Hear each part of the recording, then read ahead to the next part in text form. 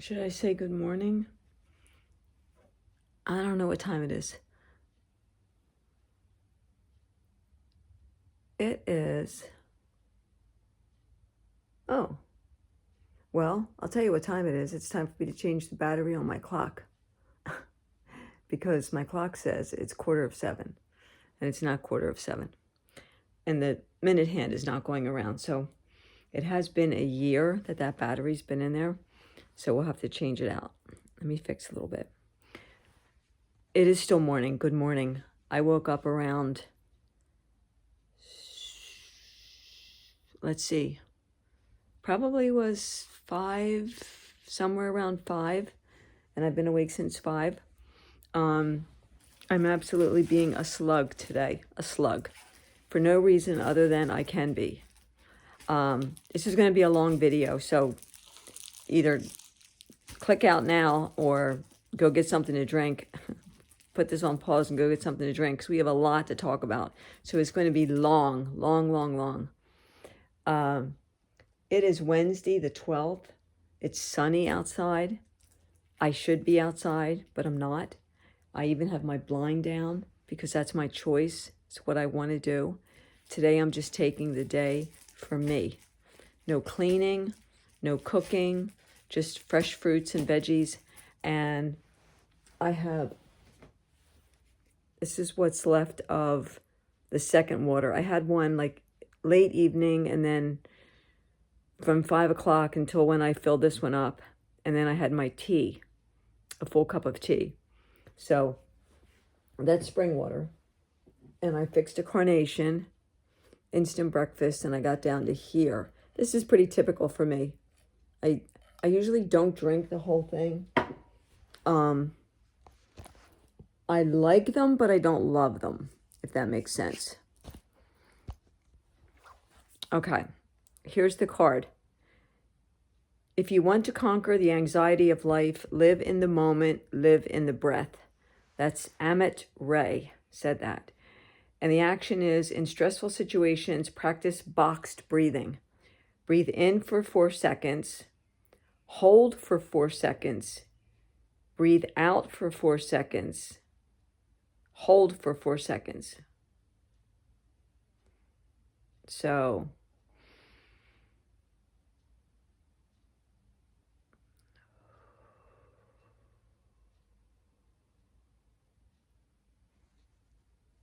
I've heard of this boxed breathing before, and I tried it a few times, and I didn't like it then. I don't like it now.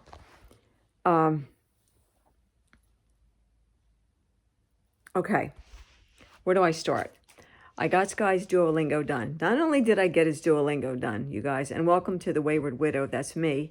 My name is Poet. I live in Pennsylvania.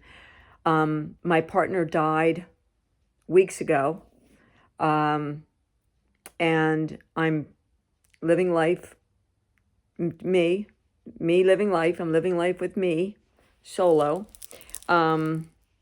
for the unforeseen future. And he had a disease called MSA, multiple system atrophy, and I was his caregiver for the 4 years that he was ill. Especially the last 2 years was real bad, but it was a lot. So he did Duolingo, Scottish Gaelic, and I also do some Scottish Gaelic. And so after he died, I continued his Scottish Gaelic on his iPad for him to keep his daily streak and all that stuff. So what I did today was I got his daily streak. I also did one of his hard lessons. Now, I did have to use a cheat sheet. I used a tablet, and the ones that were like really difficult, I wrote down what I needed to so that I could get it a second time. But I got one, I've been putting off some of these like lessons that move forward, but I got one of those lessons. I also did his 3 quests, and I also did the friend quest. Now you can pick who you want to do a friend quest with. And what they wanted us to do, me and the partner, was 15 perfect lessons. Okay, the other guy within 4 days. The other guy had 0, and I had 0 because I had just logged on to Duolingo. And so what I did was I did all 15 perfect lessons. I went up to what I know, this section that I know like the back of my hand, And I just whipped through it and got the 15 lessons, got the friend quest, got 100 extra gems for Sky, and I got 5 additional quests in. So now I believe he has, I want to say, can I say 44? Does that sound like it's going to be right? I'll tell you in just a second. They give you bonus ones. He has 1,096 days in his streak and 44. Yeah, we have, just to show you here, up top where you see the 44 out of 50, that's how many quests he has to get his badge. Okay, then if you see the friends quest, there's me, which is actually Sky, with Matthew, and I did 15 perfect lessons, and Matthew did 0. And then I completed his 3 quests there. So he only needs 6 more quests to,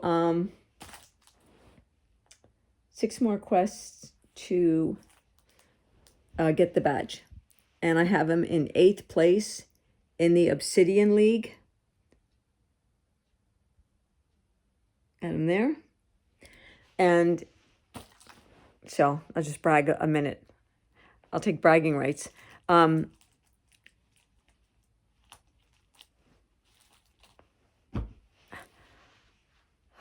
love doing this for him. And so I worked on that for a little while this morning. The mail came yesterday, and my gem art came, but it was a day late.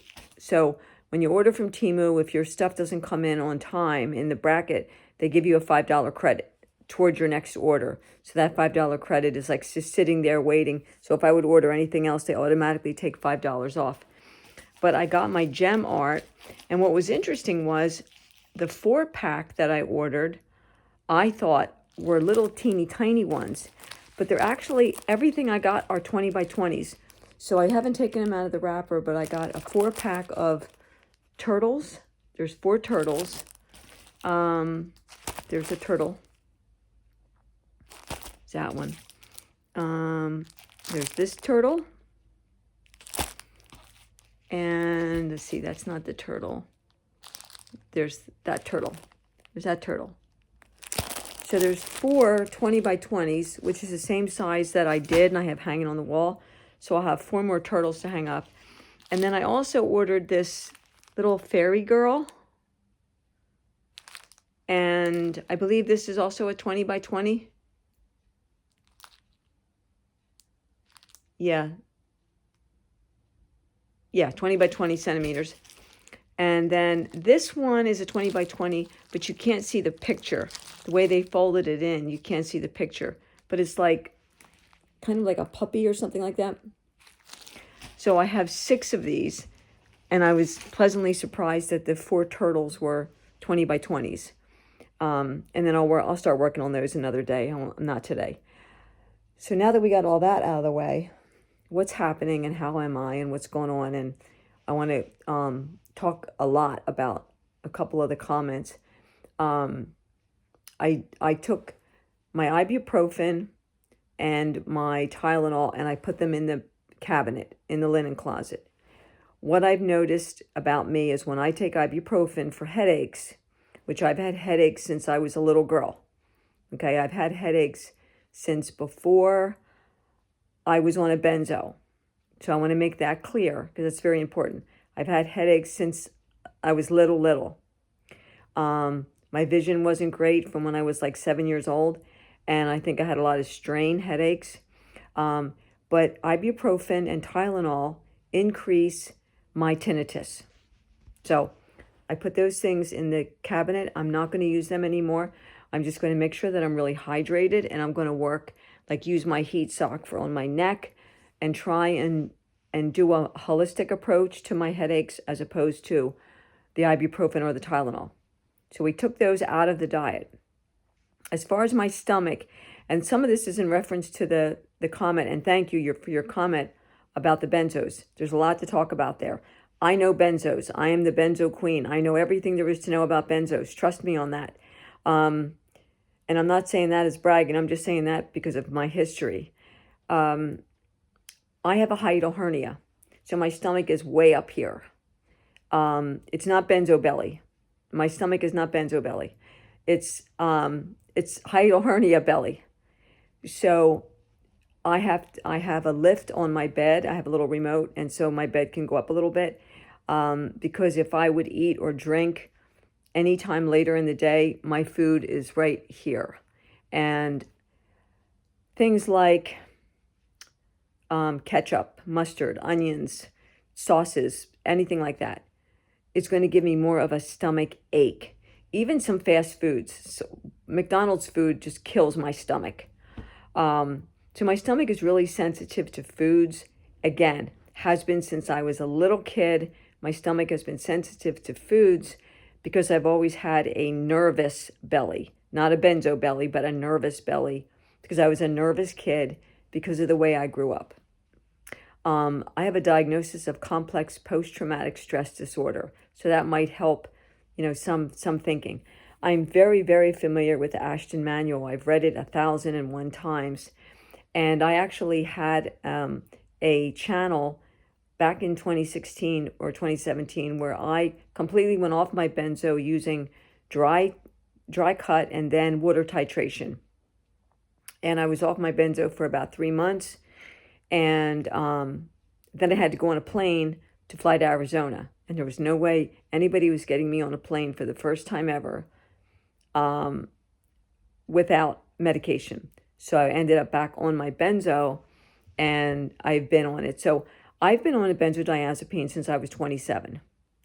And I turned 65 in August.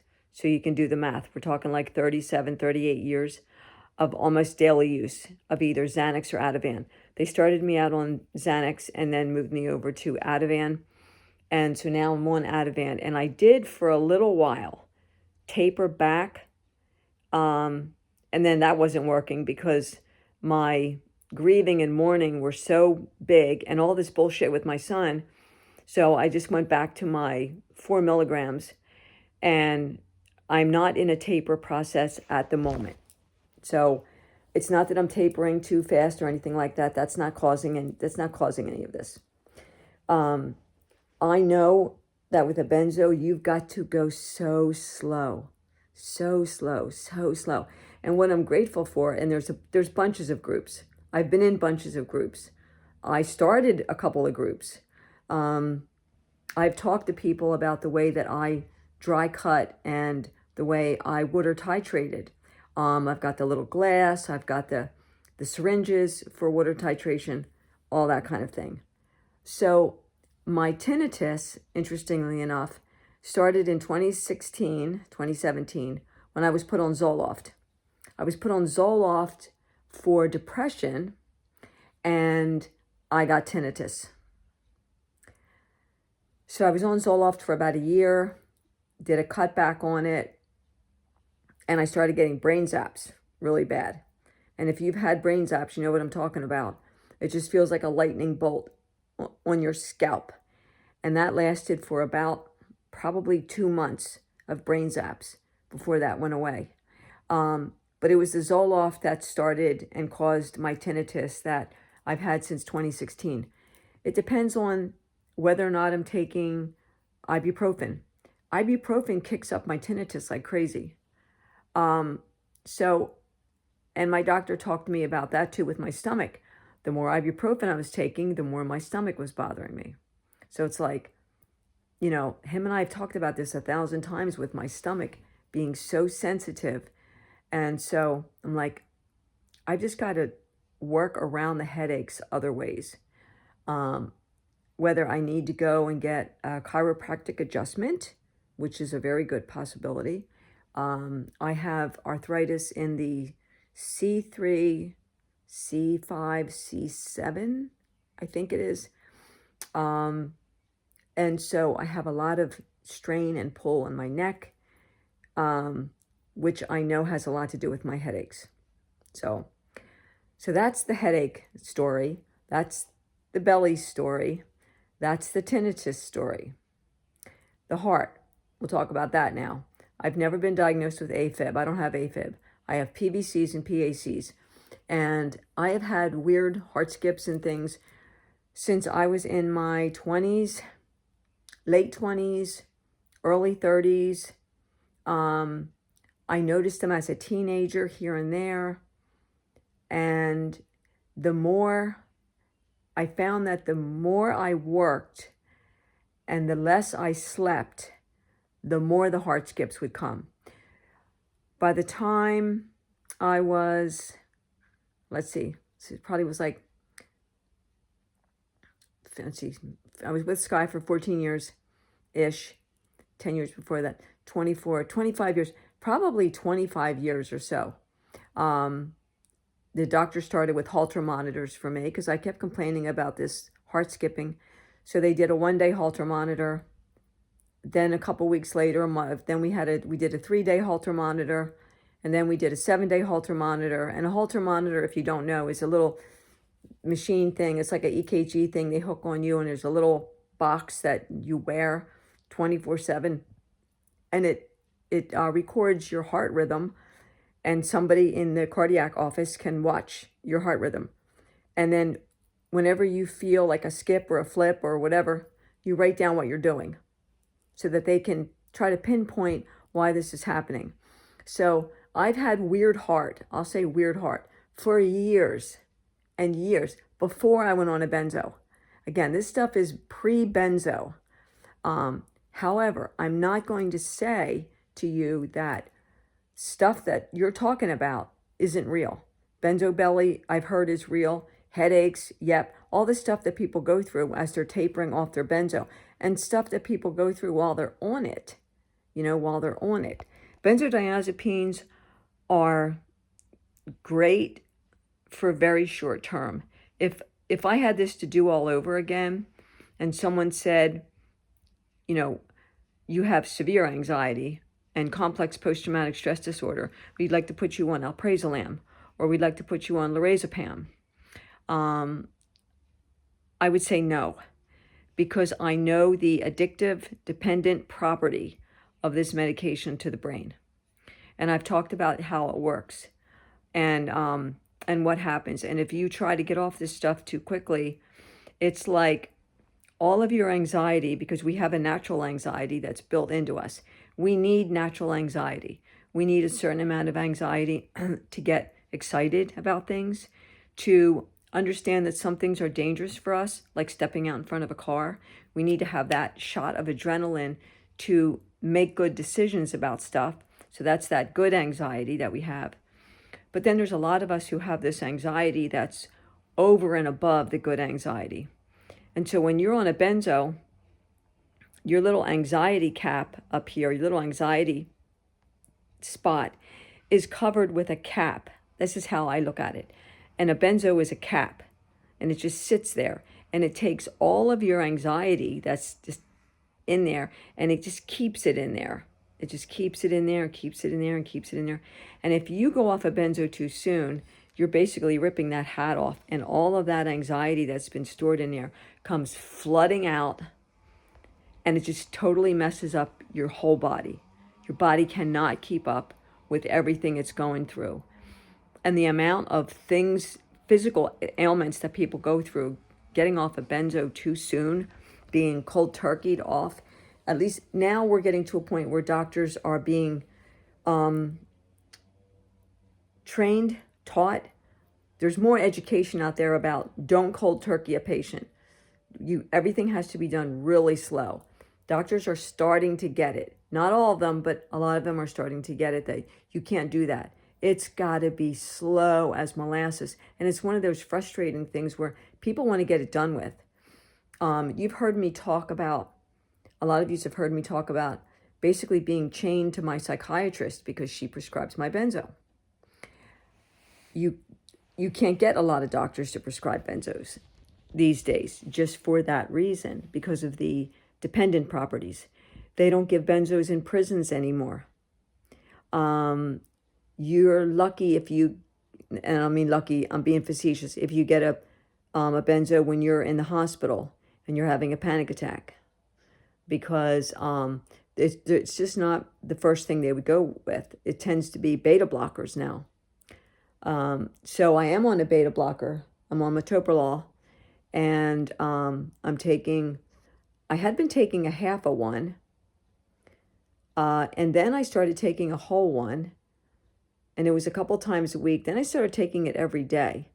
And I'm actually wondering if my blood pressure is going too low. And because my blood pressure is too low, my heart doesn't have the oomph. So I'm going to be more diligent and careful with and mindful and aware with the metoprolol. I don't want anything other than my Pepsid in the morning and my Ativan. I would prefer those to be the only two meds that I have to take. And at some point in my life, I would love to not be on a benzo, because I am tied to my doctor. I need to know that there's a doctor that's going to prescribe until I can get to a point that I'm no longer on these things, because I don't want to go into, a complete withdrawal, because it probably would kill me. So everything that you said, thank you, in your comment is absolutely true, and I know all that. Like, none of that is a surprise. What you said, none of that is. I got you. I hear you, but I know that and more about benzos. Trust me on that. I know benzos like the back of my hand. More than I want to know about benzos, I know about benzos. I know about benzo groups. I know about the Ashton Manual. I know all that. I know all that. So I know why I have the ailments I have. And the thing with my heart right now is, the less I sleep, the worse the heart skips get. So this really started when I started working longer hours at the hospital. I worked the trauma unit, the SICU trauma unit, and I was doing 50, 60 hours a week. And then I took on a second job, and I was doing a lot of night shifts working with senior clients. And that's when I started getting the ocular migraines, being up hours and hours and hours at a time and getting very little sleep. And I started getting ocular migraines. As a matter of fact, the first one I ever got was when I was working on the trauma unit, doing patient sitting with one of our patients on our unit. And I got an ocular migraine, and I lost half my vision in my eye. And I called the nurse in, and I'm like, this is really weird. And she said, like, you lost your vision? And I said, yeah. She said, that's an ocular migraine. So she explained everything to me and gave me Tylenol. And within 30 minutes, it was gone. And that was that. But, and I've talked with my doctor. I've talked with my eye doctor. And absolutely, when I'm not sleeping, more ocular migraines and more heart skips. So with Sky passing away, and the 2.5 years that I was really taking care of him, like I was totally hands-on, doing all of his turning, propping, moving, standing, cleaning up, the whole 9 yards, just me. And I'm 5'2", and right now I'm about 91 or 92 pounds.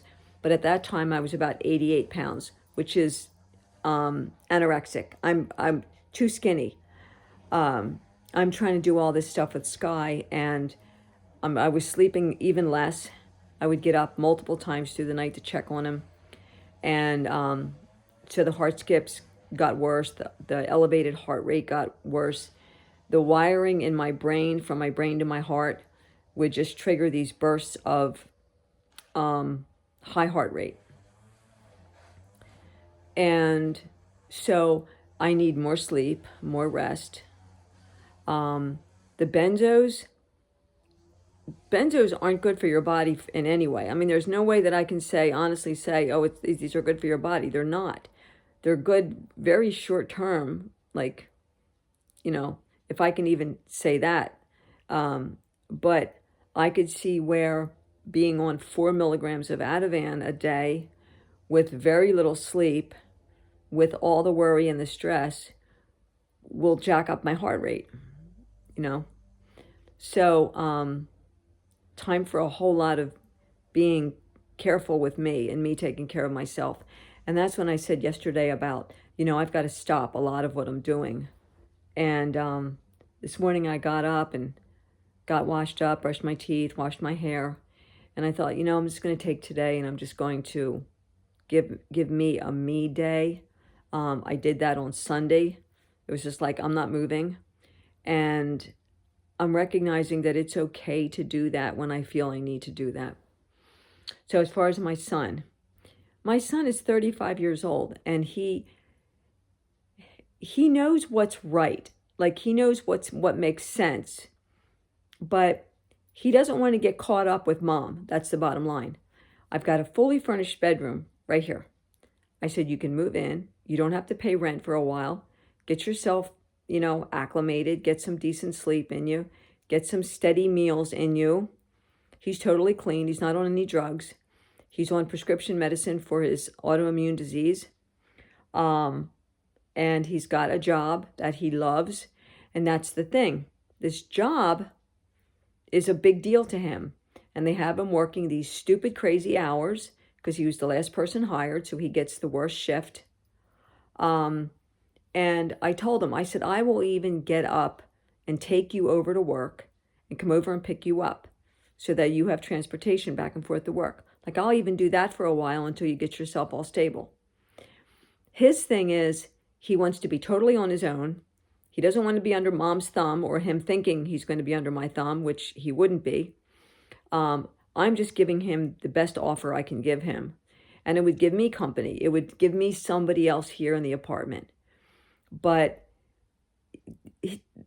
for him, that's like, no, I don't want to be with anybody.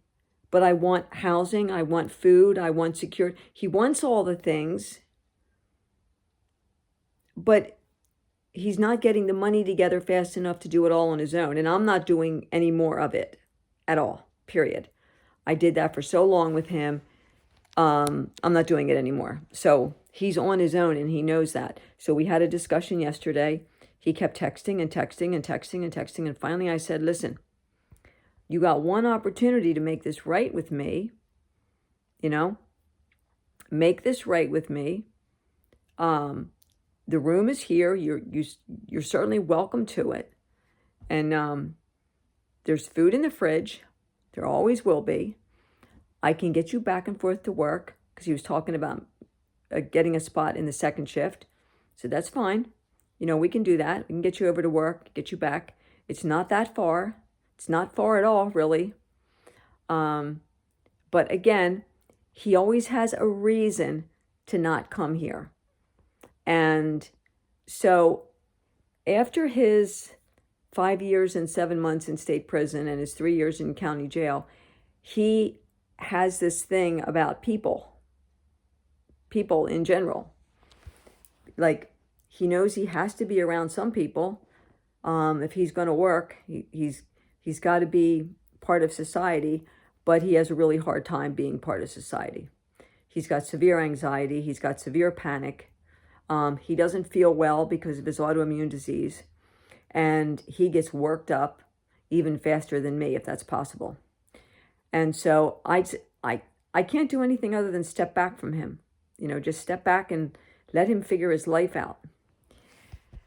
That brings me to the last thing, which is the most important thing, is, I do want to comment this.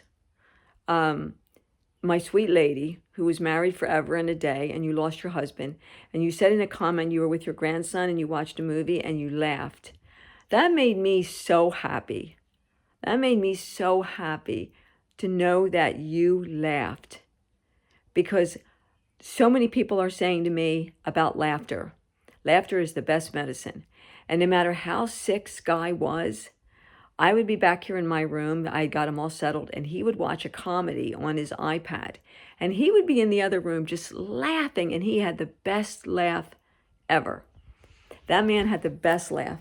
I would start laughing because he was laughing. I was laughing just because it made me so happy to hear him laugh. So it's not a crime to laugh if you've lost someone. It's not a crime to smile. It's not a crime to enjoy your life after a loss. Having a loss, what I'm learning is, Sky said to me, hang on. As Sky got sicker and sicker, he said to me, Poet, I'm not afraid to die. I don't want it to be painful. I don't want it to be painful. He was on total comfort care on hospice, which was morphine and Ativan. He was not in pain when he died. Unfortunately for us, those left behind, the pain is shifted to us. We have the realization and the notion and the feeling that we are now to carry our lost loved ones' pain, that we are to take that on and we are to carry that around like a stone. There's a old Buddhist koan, and a koan is like a riddle to try to figure out, or a little poem or a little something. And I'm not going to be perfect with it. I don't have it right in front of me, but this is the gist of it. There were two monks walking, and it was raining, and it was water on the road and muddy, and there was a woman carrying heavy things, and she was going to need to walk through this water. One of the monks picked her up, carried her through the water, and put her down on the other side. He never said a word. She never said a word. The two monks kept on walking then. The woman went about her business. As they're walking, the one monk said to the monk who picked the woman up, why did you do that? Because they weren't supposed to do that, you know. Why did you do that? Why did you pick that woman up?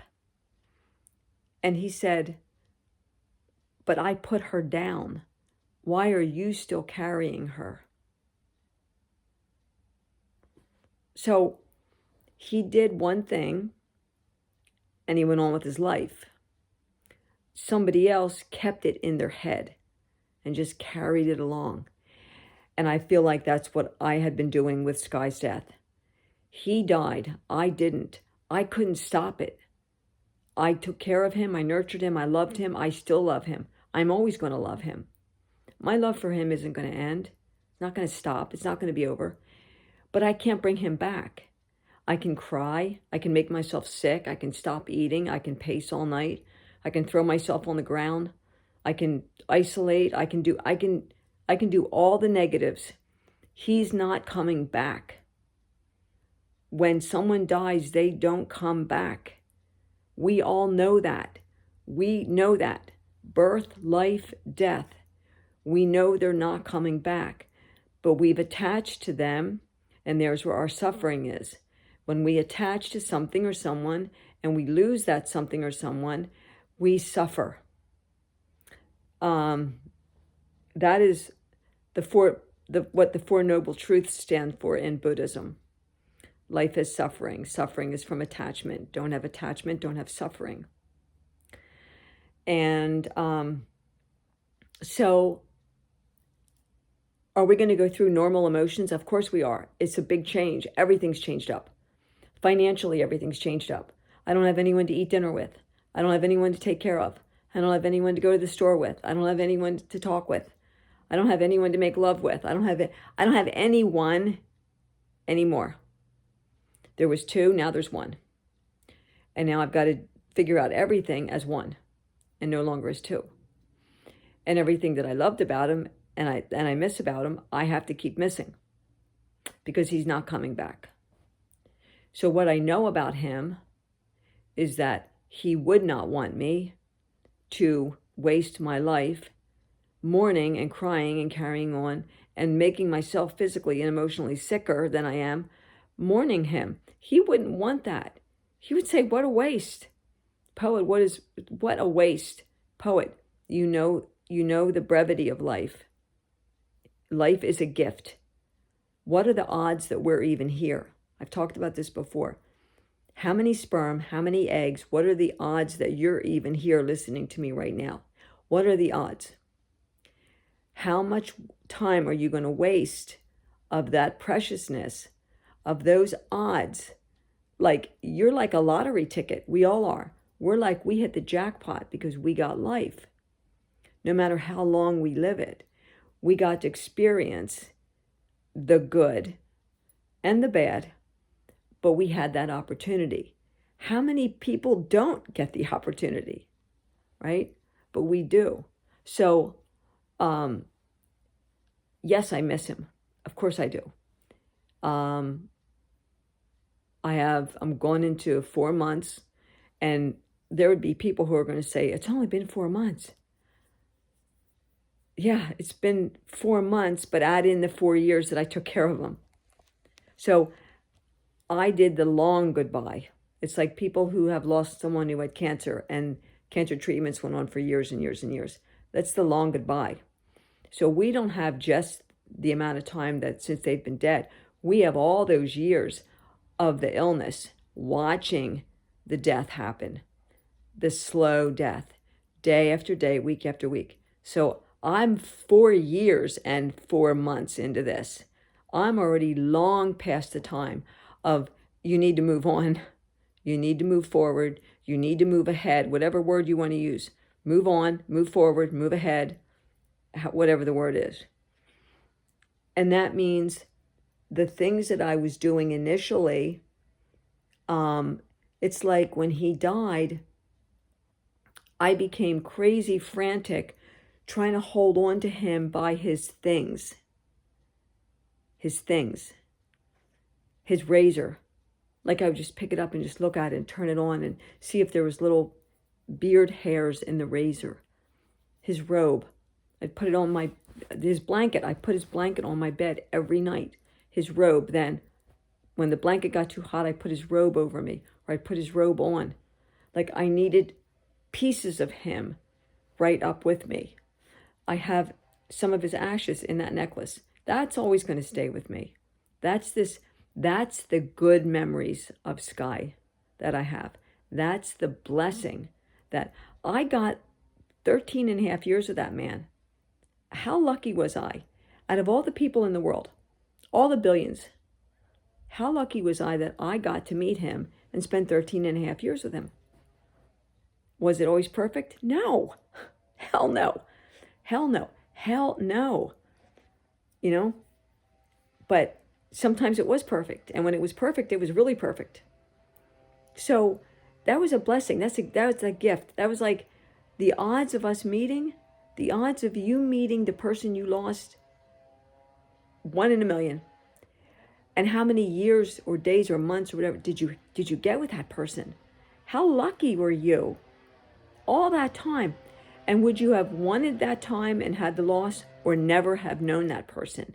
So you could say, well, if I never knew the person, I wouldn't have known what the loss was like. True.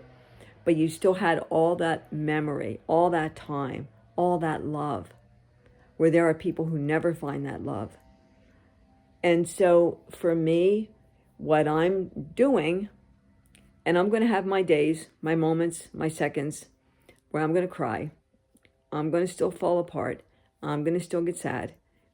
Because I'm alive, I'm human. And it doesn't matter loss or no loss, we're going to go through these emotions no matter what. Something happens you didn't expect that can bring tears to your eyes, good or bad. This is life. This is life. So for me, it's a matter of forgiveness, me forgiving everybody in my life that's hurt me and saying it out loud. And that's what I did last night. Out loud, I said, I forgive you. And I listed off a whole slew of people. I forgive you. Self-affirmation, like telling myself, Poet, you're a good person. You're smart, you're funny, you're beautiful, you're friendly, you're kind, you're caring, you're giving. We have to tell ourselves the things that we would tell other people. Right? It's not ego.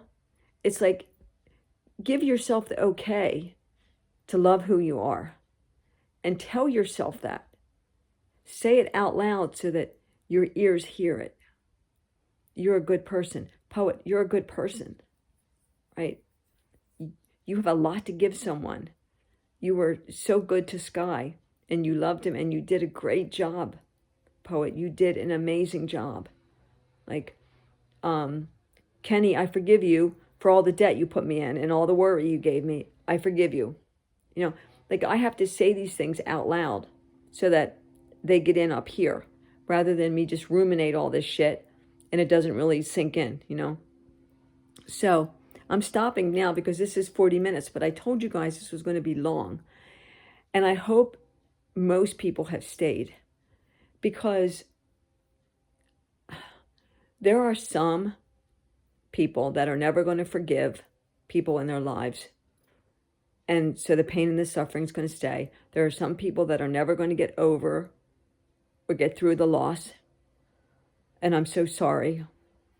Life, it's short enough.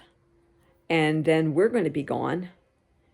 And what do we want to leave the people that we're leaving behind? What thought of us do we want to let those people with? You know, there's so much. So today is like, I already did my meditation earlier, and later on I'll get my lavender bath. I'm going to change the battery in my Alice in Wonderland clock, and I'm going to start taking better care of me, because I'm worth it, because I took care of Sky so well, and I got to take care of me, right? I got to take care of me now and see what my next chapter is, the next page, the next book. And the best thing I can do for Sky and my relationship with Sky and the love I had for Sky is to keep his memory alive. Through his children, his brother, through me, I will do that. For the rest of my life, Sky will never be forgotten as long as I'm alive, because he meant that much to me.